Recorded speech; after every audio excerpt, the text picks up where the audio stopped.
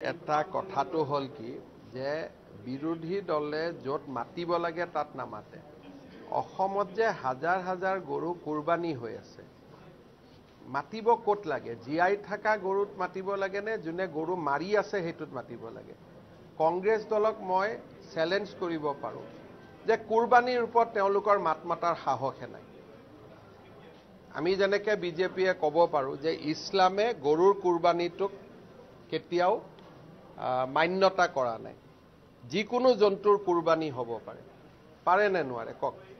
এতিয়া বিজেপিৰ সাহস আছে যে ৰাইজক অনুৰোধ কৰিব যে ৰাইজ অহাবাৰ গৰুৰ কুৰবানী নকৰিব, ছাগলীৰ কুৰবানী কৰক। কংগ্ৰেছে পাৰিব নেকি? কংগ্ৰেছে 7 জনম ল'ব লাগিব এইটো কথা ক'বৰ কাৰণে। কংগ্ৰেছেতো নোৱাৰে। তাৰমানে গৰুৰ শুভচিন্তক কোন?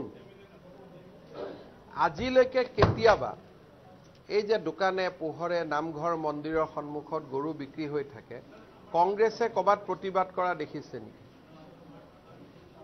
বা ধুবুৰীত যে ইমান ডাঙৰ ঘটনা হ'ল, আজিও হাজোত এটা নামঘৰৰ সন্মুখত গৰুৰ মাংস পোৱা গৈছে, কংগ্ৰেছে এটাও গৰিহণা দিব নেকি? গতিকে কংগ্ৰেছে জীয়াই থকা গৰুৰ কথা ক'ব নালাগে নহয়, মৰা গৰুৰ কথাহে ক'ব লাগে কোনে মাৰিলে। গতিকে কংগ্ৰেছ পাৰ্টিটোৱে উল্টা, য'ত বাজিব লাগে তাত নাবাজে, য'ত বাজিব নালাগে তাত বাজে। কংগ্ৰেছৰ লক্ষ্য হ'ল যে গৰু খুঁটি প্ৰকল্পটো যাতে বন্ধ হয়, আৰু যিখিনি মানুহক আমি উচ্ছেদ কৰিছোঁ তেওঁলোকে যাতে গৰু খুঁটি প্ৰকল্পটো বন্ধ হোৱা বুলি কৈ পুনৰ দখল কৰিব পাৰে।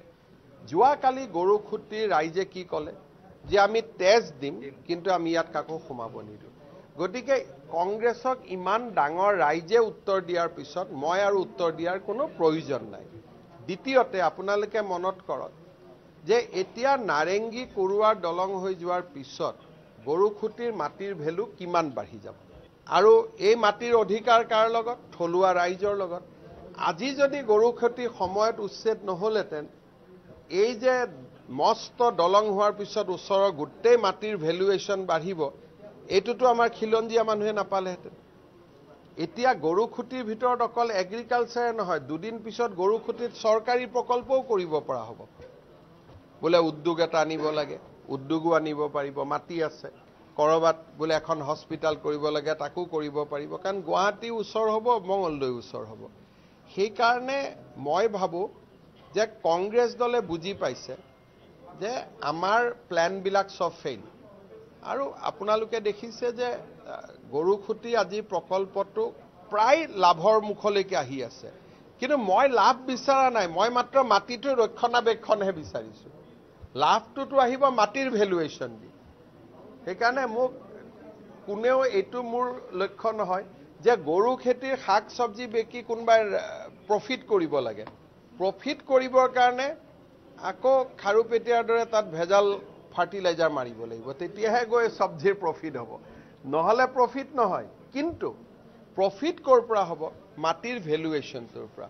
মথাউৰি হ'ব, ৰাস্তা হ'ব, মাটিৰ ভেলুৱেশ্যন বাঢ়িব।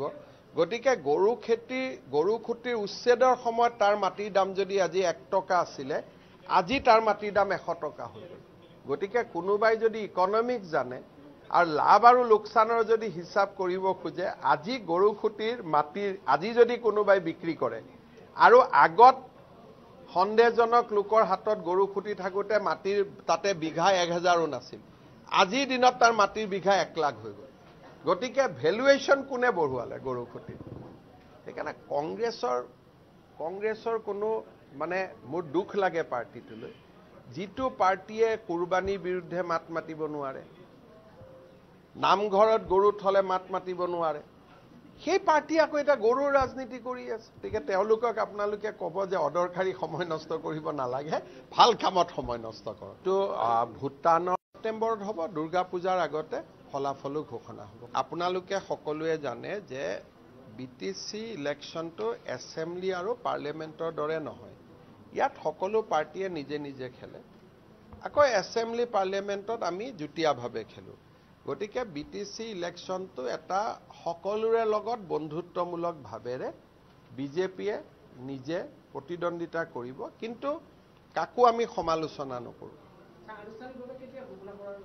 মই আজিয়ে কৈলো না যে আনুষ্ঠানিকভাৱে ঘোষণা যে দুৰ্গা পূজাৰ আগতে ৰিজাল্ট হৈ যাব আৰু যে নাই সেইটো আমাৰ সভাপতি মহোদয়ে 38 জন পৰ্যবেক্ষক দিছে তেওঁলোকে আমাক আহি প্ৰতিবেদন দিব যে এইকেইটা সিটত আপোনালোকে খেলক এইকেইটা সিটত নেখেলক আৰু সেই কামটোৰ কাৰণে আমাৰ হাতত সময় আছে কাৰণ যদি 29 ধৰি ললো 22 ছেপ্টেম্বৰত ইলেকশ্যন মই ঘোষণা কৰা নাই এটা আন্দাজত তেতিয়ালে ইলেকশ্যন ঘোষণা হ'ব 22 আগষ্টত তেতিয়ালৈকে সভাপতিয়ে পৰ্যবেক্ষণ কৰিব যে আমি কিমানত দিব পাৰো যোৱাবাৰ আমি 26 তাত খেলিছিলো বঢ়া কমাত বিটিসি টো সিট বঢ়া নাই গতিকে কমিবও পাৰে বাঢ়িবও পাৰে হেতু যি সকল অবজাৰভাৰ আছে অবজাৰভাৰ সকলে সভাপতিক প্ৰতিবেদন দিব প্ৰতিবেদনখন সভাপতিয়ে পৰীক্ষা কৰি যে ইয়াত আমি দিলে আমি এটা কন্টেষ্ট কৰিব পাৰিম ইয়াত আমি দিলে কোনো লাভ নহয় ইয়াত দিলে লাভ হ'ব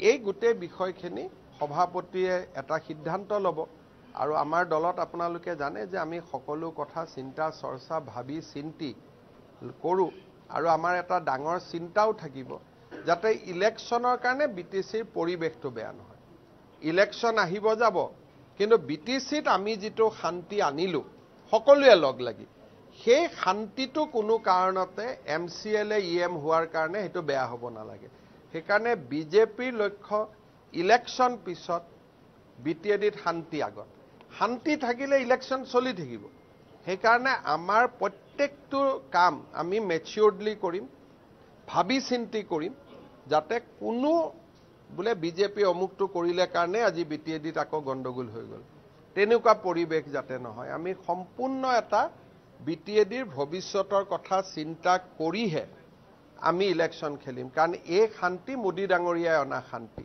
এই শান্তি বড়োলেণ্ডৰ ৰাইজে অনা শান্তি এই শান্তিটো আমি বিঘ্নিত হ'ব নিদিওঁ বিজেপি সংখ্যাগৰিষ্ঠতা পোৱা নোপোৱাৰ কথাটো নাহে সংখ্যাগৰিষ্ঠতা হ'ব লাগে